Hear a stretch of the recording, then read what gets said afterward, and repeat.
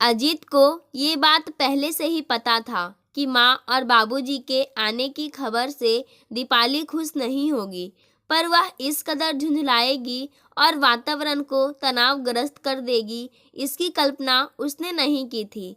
पिछली बार वह जबलपुर गया था, तब उसने माता पिता के प्रति छोटी बहू कोमल का उपेक्षापूर्ण व्यवहार देखकर वह समझ गया था कि माता पिता वहाँ पर मानसिक रूप से कितने आहत है। यद्यपि वह जानता था कि उसकी पत्नी दीपाली के हृदय में भी सास ससुर के प्रति पहले जैसा आदर नहीं रह गया है, फिर भी वह चाहता था कि माता पिता उसके साथ रहे। पर माँ ने कहा, अभी नवरात्रि के व्रत चल रहे हैं, नवरात्रि हो जाए फिर आएंगे। अजीत हमेशा से माता पिता का आज्ञाकारी रहा। उसके पिताजी ने अपनी युवावस्था और प्रौढ़ावस्था उस युग में बिताई जब व्यक्ति ईमानदारी को जीवन की सबसे बड़ी पूंजी समझता था और लोग स्टेटस बनाए रखने की खातिर अनैतिक साधनों से धन अर्जित करने की अंधी दौड़ में शामिल नहीं होते थे। अजीत को अक्सर याद आता कि जब वह छोटा था तो पिताजी को कुल 500 रुपये वेतन मिलता था, पर उस छोटी सी रकम में भी उनका जीवन कितना खुशहाल था। पिताजी उसके हर जन्मदिन पर एक नई पोशाक अवश्य खरीद कर लाते और मारे खुशी के वह पिताजी से लिपट जाते। माँ खीर व पूरी बनाती और दादा दादी माता पिता एक दूसरे से परिहास करते हुए खाना खाते। लेकिन आज तो घर की परिभाषा ही बदल गई है। घर पति पत्नी और बच्चों तक ही सीमित रह गया है। दादा दादी को साथ रखने की बात तो दूर, माता पिता को भी अनावश्यक बोझ समझा जाता है। उसने तो सदा यही पढ़ा और सुना कि नारी संवेदनशील और भावुक होती है। फिर छोटे भाई की पत्नी कोमल और उसकी पत्नी दीपाली अपने सास ससुर के प्रति इतनी संवेदनहीन क्यों हो गई है। आज वह प्रति माह नैतिक अनैतिक साधनों से हजारों रुपए अर्जित करता है। समय समय पर पत्नी और बच्चों के महंगे उपहार देता रहता है, पर उनकी आंखों में अतृप्ति की भावना झलकती ही रहती है। पिताजी सच ही कहा करते हैं, ऊपरी कमाई में बरकत नहीं होती, पर वह भी क्या करे।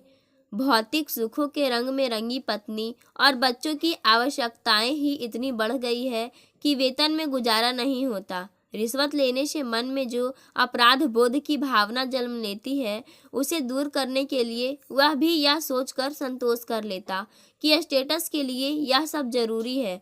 पर कैसा स्टेटस, जिसे बनाए रखने के लिए आत्मसम्मान को बेचना पड़ता है। वह इसी सोच में डूबा था कि दीपाली सामने खड़ी हो गई और अजीत के बालों को सहलाने लगी, लेकिन उसका यह स्पर्श भी अजीत को अपना सा नहीं लग रहा था। शादी के बाद के आरंभिक वर्षों में दीपाली को पैसों की ऐसी भूख नहीं थी। उन दिनों दीपाली बहुत खुश मिजाज थी, उसके होठों पर सदैव मुस्कान रहती थी। उन दिनों वह सास ससुर को माता पिता जैसा ही सम्मान देती थी। पर जब से अजीत की पदोन्नति हुई और ऊपरी आमदनी कमाने के रास्ते खुलने लगे, तब से दीपाली की ज़्यादा से ज़्यादा पैसा पाने की हवस बढ़ने लगी और वह सास ससुर से भी पैसों की आशा करने लगी। दीपाली ने बच्चियों को कभी नहीं सिखाया कि वे दादा दादी का आदर करें। पिछले वर्ष जब अजीत के माता पिता उसके घर आए थे, तो नुपुर ने पिता से पूछा, ये लोग अपने यहाँ क्यों रह रहे हैं। तब अजीत स्तब्ध रह गया था। सास ससुर के आने की खबर से दीपाली गंभीर हो गई। उसने पूछा, उनकी यहाँ आने की योजना कैसे बन गई। अरे भाई, मैंने उन्हें परसों फ़ोन कर दिया था कि वे यहाँ आ जाए। जैसा भी कोमल के व्यवहार से वे वहाँ आहत है, यहाँ आ जाएंगे तो वातावरण बदल जाएगा। तुम भी तो कभी उन्हें लिखा करती थी कि यहाँ आ जाइए, मुझे सेवा का मौका दीजिए, अब क्या हो गया। अजीत ने कहा, जैसे तुम जानते ही नहीं हो कि क्या हुआ है। हाँ, साल भर पहले तक मैं उन्हें लिखती थी कि आप यहाँ आ जाइए, पर उस समय की बात अलग थी। तब उम्मीद थी कि वे प्लॉट की रजिस्ट्री तुम्हारे नाम पर कर देंगे और पुश्तैनी भवन में जो बंटवारा होगा उसमें से भी कम 3 फ्लैट तुम्हें ही मिलेंगे, पर जब से तुम्हारे भाई को व्यवसाय में 4 लाख रुपए का घाटा हुआ है, विरासत में संपत्ति मिलने की उम्मीदों पर पानी फिर गया है। कुछ मिलना होता तो सेवा भी कर देती। दीपाली झुंझला कर बोली, अपने पास कमी किस चीज की है? लाखों रुपए हैं, प्लॉट है, कार है। फिर यदि माँ बाप आर्थिक संकट में हैं तो उनकी देखभाल करना हमारा फर्ज है। विरासत में संपत्ति नहीं दे सकते तो क्या उनसे संबंध तोड़ लूं? अजीत ने झुंझला कर कहा। तुम बने रहो श्रवण कुमार, पर मुझसे उम्मीद मत रखो कि मैं तुम्हारे माता पिता के स्वागत के लिए लाल कालीन बिछाऊंगी। हो सके तो फोन करके उनसे कह दो कि वे ना आए। मुझे अकेले रहने की आदत पड़ गई है और किसी की सेवा करना मेरे बस की बात नहीं है। दीपाली ने आवेश में आकर कहा, जो भी हो, जब तक माँ और बाबूजी यहाँ रहेंगे तुम उनसे ऐसी कोई बात नहीं कहोगी जिससे उनका दिल दुखे। अजीत ने आवेश में कहा और वह क्लब चला गया। दीपाली भी झल्लाती हुई शाम के भ्रमण पर चली गई। अजीत के पिता राम प्रसाद जी ने अपने पद का कभी दुरुपयोग नहीं किया। वे तो स्वभाव से ही इतने निर्लिप्त थे कि यदि पत्नी जोर ना देती तो वे ऋण लेकर मकान भी नहीं बनवाते। हाउसिंग बोर्ड से ऋण लेकर उन्होंने भवन बनाया जिसमें 4 फ्लैट थे। 25 वर्ष पूर्व उन्होंने 10,000 रुपये में एक प्लॉट खरीद लिया था जो अब 5 लाख रुपए का था। प्लॉट पर पहले से ही बड़ी बहू की गिद्ध दृष्टि थी और उसे आशा थी कि बिल्डिंग में से 3 फ्लैट उसके पति को अवश्य मिलेंगे। इसलिए वह सास ससुर से अनुरोध करती रही थी कि वे कुछ दिन उनके साथ भी रहे। पर अचानक देवर मनीष को व्यवसाय में 4 लाख रुपए का घाटा हो गया और घाटे की पूर्ति के लिए प्लॉट को बेचना जरूरी हो गया था। मनीष ने कोमल के साथ प्रेम विवाह किया था। कोमल निम्न मध्यम वर्गीय परिवार की युवती थी। उसने सुख व वैभव की जिंदगी जीने की खातिर मनीष को अपनी ओर आकर्षित करने में कोई कसर नहीं छोड़ी। मनीष पर उसका ऐसा असर हो गया कि उसने माता पिता से साफ कह दिया, शादी करूंगा तो कोमल से ही, वरना कुमारा रहूंगा। अंततः उन्हें मनीष को कोमल से शादी की अनुमति देनी पड़ी। भव्य आयोजन के साथ मनीष और कोमल की शादी हो गई। कोमल को उम्मीद थी कि प्लॉट और 2 फ्लैट की रजिस्ट्री उसके पति के नाम पर हो जाएगी। इसी उम्मीद से वह 2 वर्षों तक सास ससुर की उत्साहपूर्वक सेवा करती रही। कोमल एक पुत्र और एक पुत्री को जन्म दे चुकी थी। इसी बीच मनीष को कारोबार में 4 लाख रुपए का घाटा हुआ। मनीष इतना हताश हुआ कि घर बैठ गया। जिनके शेयर थे उन्होंने पैसों के लिए तगादे करने आरंभ कर दिए। कोमल ने जिस वैभव के सपने देखे थे वे चकनाचूर हो गए। अतः आर्थिक रूप से संकट में फंसे मनीष को भावनात्मक संबल प्रदान करने के बजाय वह उसे व्यंग्यवाणों में घायल करने लगी। वह सीधे साधे सास ससुर को भी ताने देने लगी। जो बहू कभी सास ससुर को एक से एक व्यंजन बनाकर खिलाती थी उसे उनके लिए 2 समय की रोटी बनाकर देना भी भार स्वरूप लगने लगा। सास ससुर 12 बजे तक भूखे बैठे रहते और कोमल अपने लिए होटल से टिफिन मंगवाकर पेट भर खा लेती। सास ने के नेत्रों की ज्योति कम होती जा रही थी, फिर भी अपने और पति के लिए खिचड़ी या दलिया बना लेती थी। दोनों मानसिक रूप से टूट चुके थे, इसलिए बड़े बेटे के साथ रहना चाहते थे। जब वे अजीत के घर पहुंचे तो दीपाली ने अजीत की मौजूदगी को देखते हुए होठों पर मुस्कान लाकर उनका स्वागत किया। अजीत अपनी पत्नी के स्वभाव को समझता था, इसलिए इस बात का ध्यान रखता था कि माता पिता पौष्टिक आहार ले। रात को उनके लिए दूध की व्यवस्था करता था। दीपाली अपनी संवेदनशीलता खो चुकी थी। अजीत के सामने तो वह सास ससुर से कुछ नहीं कहती थी, पर दोपहर में जब अजीत दफ्तर में होता था तो वह उन पर शब्दों के ऐसे बाण चलाती कि बूढ़े सास ससुर का हृदय आहत हो जाता। एक दिन उसने सास से कहा, अपने बेटे को बिगाड़ने में आपका हाथ रहा है। कारोबार में घाटा उसे हुआ और तनाव मेरे पति झेलते हैं। मेरी औलाद ऐसा करती तो मैं उसका गला दबा देती। आप इनसे किस जन्म की दुश्मनी निकाल रही है।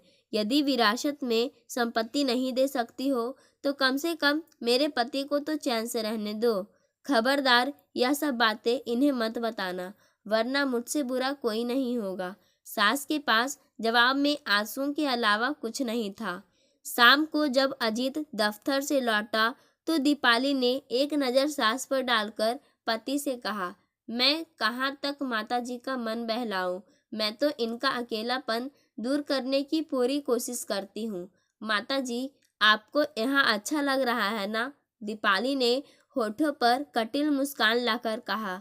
सास बहू के ऐसे व्यवहार को देखकर हतप्रभ रह गई। एक दिन सास अपनी दोनों पोतियों को गोद में खिला रही थी। उन्हें कहानी सुनाते हुए बोली, एक दिन एक राजकुमार आएगा और घोड़े पर बिठाकर तुम्हें ले जाएगा। दीपाली कुटिल मुस्कान लाकर बोली, और तुम्हारी दादी तुम्हें सोने से लाद देगी। क्यों माताजी? उसने ठहाका लगाया। सास स्तब्ध रह गई थी। वे सोचती, जब उनकी आर्थिक स्थिति अच्छी थी तो इसी बहू को समय समय पर कई गहने बनवा कर दिए थे, उसे बेटी से ज़्यादा स्नेह दिया, और आज जब वे आर्थिक रूप से असहाय है, बहू को कुछ देने की स्थिति में नहीं है, तो बहू उनके प्रति इतनी निर्मम हो गई है। क्या पैसा ही सब कुछ है? संवेदना स्नेह का कोई महत्व नहीं। वे आंसुओं को रोक नहीं सकी। वृद्ध पति एकाएक कमरे में आ गए। पत्नी की आंखों में आंसू देखकर विचलित हो गए। पत्नी के कंधे पर कुछ देर तक हाथ रखे उसे सांत्वना देते रहे। कुछ कहना चाहते थे पर कह नहीं पाए। उनकी स्थिति भी तो ऐसी थी कि बहू घर से निष्कासित करना चाहती थी और वे बिन बुलाए अतिथि की भांति रह रहे थे। घुटन दोनों को महसूस हुई। थोड़ी देर पार्क में बैठे उन्होंने पत्नी से पूछा। दोनों 2 घंटे तक पार्क में बैठे रहे। पार्क में खेल रहे बच्चों की अटखेलियों से मन हल्का हुआ। जी चाहा कि पार्क में ही बैठे रहे, घर जाए ही नहीं, पर अंधेरा हो गया था। वे भारी कदमों से घर के अंदर आए। नौकर ने बताया कि साहब, मैडम और बच्चे शादी में गए हैं। उन्होंने यह सोचकर राहत की सांस ली कि चलो कम से कम कुछ देर तक तो बहू की आहत करने वाली व्यंग्यात्मक मुस्कान से बच गए। नौकर ने सुबह की बची ठंडी रोटियां और फ्रिज में से सब्जी निकालकर परोस दी। भैया, ये सूखी रोटी चबा नहीं पाते, थोड़ा दूध गर्म कर दो। वे बोली, माँ जी, दूध का एक भी पैकेट नहीं है। मेम साहब बोली थी कि शादी से खाना खाकर लौटने में देर हो जाएगी, इसलिए दूध नहीं पियेंगे। पैकेट मत लाना, अब तो डेयरी भी बंद हो गई है। नौकर ने कहा, भैया, ये 5 रुपये ले और आसपास के होटल से दूध ले आ। ये दूध के साथ रोटी खा लेंगे। वह नौकर के सामने गिड़गिड़ाई। नौकर को दया आ गई। वह होटल से दूध ले आया। दूध ऐसा था जैसे पानी में दूध की बूंदें डाली गई हो। फिर भी दोनों ने उसमें रोटी मसलकर खा ली। उन्हें याद आया कि जब पति नौकरी में थे तो वे अपने रसोई को गरम और ताज़े खाना देती थी, और आज उनका अस्तित्व नौकरों से भी गया गुजरा हो गया है। 2 बेटों की मां होने के बावजूद वे स्वयं को अकेला महसूस कर रही थी। उस दिन नौकर नहीं आया था। अजीत दफ्तर की एक मीटिंग में गया था। दीपाली कॉफ़ी हाउस में नाश्ता करके आ गई थी। दीपाली ने 2 बजे तक खाना नहीं बनाया। वे हंसकर बोले, शायद बहू समझ रही होगी कि आज मेरा उपवास है, पर आज तो उपवास नहीं है। पर उनकी हंसी में उदासी साफ झलक रही थी। चिढ़कर दीपाली ने खिचड़ी बना दी। रात को दीपाली ने कहा, आप लोग भी अजीब है। आपकी यहाँ इतनी फजीहत हो रही है, फिर भी बेशर्मी के साथ यहाँ टिके हुए हैं। अपना और अधिक अपमान नहीं करवाना हो तो यहाँ से रवाना हो जाइए। सास खामोश होकर सब कुछ सुनती रही। सुबह उन्होंने कहा, बेटा, यहाँ बहुत दिन हो गए, अब हम वापस जाना चाहते हैं। आप इतनी जल्दी क्यों जाना चाहते हैं? वहाँ के तनावपूर्ण वातावरण की अपेक्षा तो यहाँ शांति है। कुछ दिन और आराम कीजिए, अजीत ने कहा। उसे क्या पता था कि उसकी पत्नी उसकी अनुपस्थिति में सास ससुर पर कितने तीखे व्यंग्य बाण चलाती है। तुम और बहू हम लोगों का बहुत ध्यान रखते हो, पर अब हमें अपने घर जाना है, पिताजी बोले। उनका दिल जानता था कि वह घर भी उनका अपना कहाँ रह गया है। उस घर पर भी तो छोटे बेटे और उसकी स्वार्थी बहू का दबदबा बना हुआ है। आप इतनी जल्दी क्यों जा रहे हैं? मैं आपको नहीं जाने दूंगी। आपने तो मुझे सेवा का मौका ही नहीं दिया, दीपाली ने पति के सामने दिखावा करते हुए कहा। गिरगिट की तरह रग बदलती हुई खलनायिका जैसी बहू का ढोंग देखकर सास ससुर स्तब्ध रह गए। बस से लौटते हुए वो सोच रहे थे, उनकी वापसी अवश्य हो रही है, पर वे कहाँ जा रहे हैं? एक बहू के व्यंग्यबाण झेलकर दूसरी बहू के व्यंग्यबाणों से आहत होने जा रहे हैं। क्या इसी दिन के लिए बेटों को जन्म दिया था? बड़े अरमानों से उनके लिए बहुएं लाए थे। बहुओं को बेटियों जैसा स्नेह दिया और बदले में क्या मिला? अपमान, तिरस्कार। जीवन भर की कमाई से अपने लिए जो घरौंदा बनाया था, उसमें आज वे ही शांति से नहीं रह सकते। उन्हें याद आया, 25 वर्ष पूर्व उनकी पड़ोसी वर्मा जी ने कहा था, आप तो 2 पुत्रों के पिता हैं। बेटों का बाप भाग्यशाली होता है। पुत्रों के प्रति उन्हें बहुत मोह था। इस मोह के कारण 3 बार पत्नी का गर्भपात करवा दिया था। तीनों बार गर्भ में कन्या थी। हर बार पत्नी फूट फूट कर रोई थी, पर उनका मन नहीं पिघला था। आज उनके बेटे बहुओं ने उन्हें अकेला छोड़ दिया था। उन्हें लगा बस चलती रहे।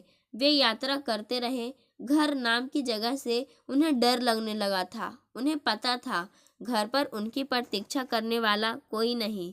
वे चश्मे के शीशों को पोंछने लगी, जो लगातार आंसुओं के बहने से धुंधले हो गए थे। पाठकों, आज की कहानी यहीं समाप्त होती है।